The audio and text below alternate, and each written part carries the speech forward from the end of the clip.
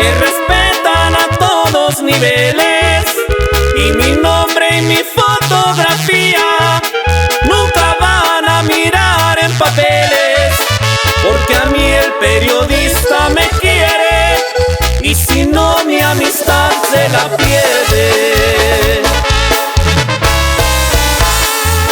Muchos pollos que apenas nacieron ya se quieren pelear con el gallo. Si pudieran estar a mi altura, pues tendrían que pasar muchos años, y no pienso dejarles el puesto donde yo me la paso ordenando. Mi trabajo y valor me ha costado manejar los contactos que tengo. Muchos quieren escalar mi altura, nomás miro que se van cayendo.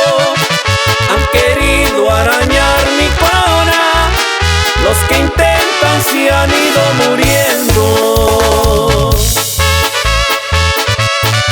Y ya ni compás.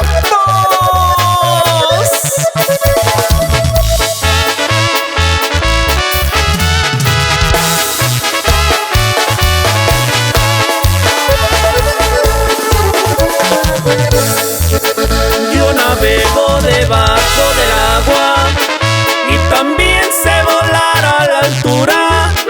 Muchos creen que me busca el gobierno, otros dicen que es pura mentira.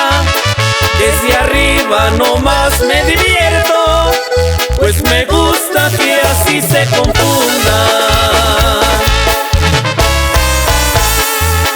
En las cuentas se lleva una regla, desde el 1 llegar hasta el 100.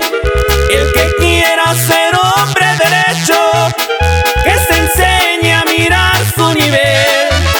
Sin talento no busques grandeza, porque nunca la vas a tener.